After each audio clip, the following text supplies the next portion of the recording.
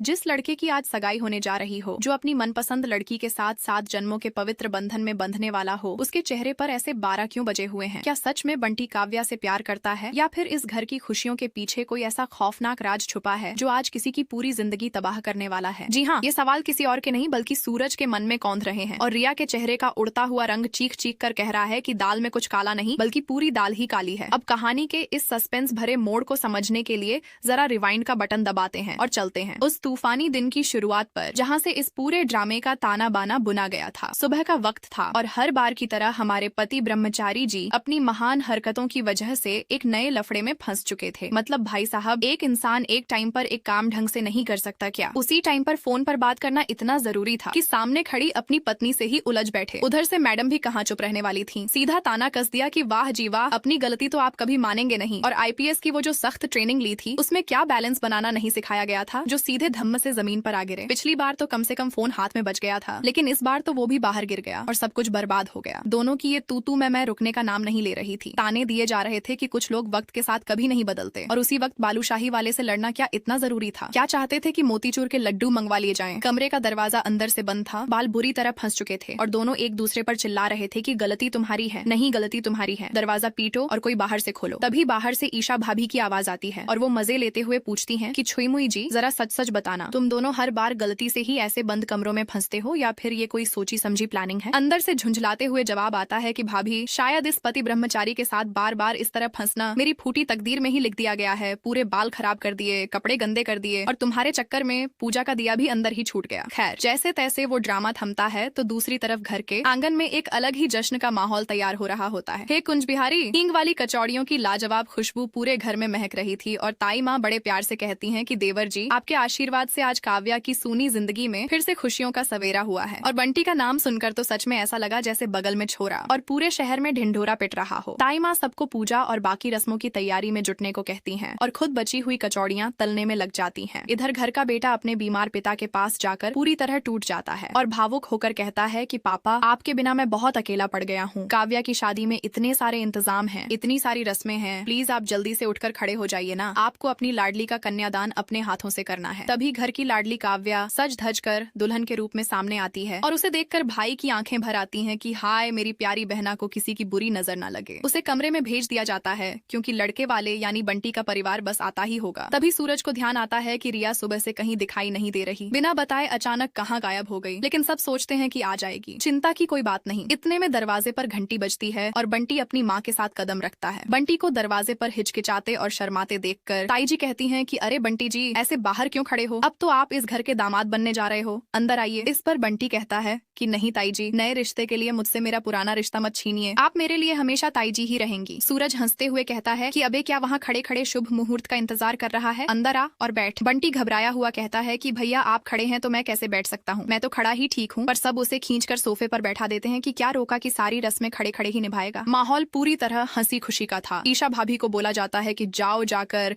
दुल्हनिया को लेकर आओ ताकि ये दूल्हा दुल्हन की तरह शर्माना बंद करे। बंटी अपने ही ख्यालों में खोया हुआ मन ही मन सोच रहा था कि आज मेरी रिया दुनिया की सबसे खूबसूरत लड़की लग रही होगी। लेकिन जैसे ही ईशा भाभी दुल्हन को लेकर आती हैं और घूंघट के पीछे से काव्या का चेहरा सामने आता है, बंटी के पैरों तले से पूरी जमीन खिसक जाती है। वो अंदर तक बुरी तरह हिल जाता है और सोचता है कि रिया तो वहाँ कोने में खड़ी है, तो फिर भैया ने यहाँ काव्या को दुल्हन बनाकर मेरे बगल में क्यों बैठा दिया? बंटी की हालत देखकर सूरज को लगता है कि वो शादी के नाम से नर्वस हो रहा है और वो मजाक उड़ाते हुए कहता है कि अरे भाई, ये रोका, शगुन और सगाई तो शादी से पहले की रिहर्सल होती है ताकि एन मंडप पर दूल्हा डर के भाग ना जाए। सूरज आगे बढ़कर बंटी के कंधे पर हाथ रखता है और एक बेहद भावुक बात कहता है कि मिस्टर जी, आज तक मैंने तुझे जितना भी डांटा, मारा या फटकारा वो सब तेरी भलाई के लिए था, लेकिन आज उन सब बातों के लिए मैं तुझसे दिल से माफी मांगता हूँ क्योंकि आज तूने मेरी बहन काव्या का हाथ थामकर और उसे अपने जीवन साथी के रूप में चुनकर हम सबका दिल हमेशा के लिए जीत लिया है। रिया दूर खड़ी ये सब देख रही थी और उसका दिल फटा जा रहा था कि ये बेवकूफ बंटी चुप क्यों है, सच क्यों नहीं बता देता।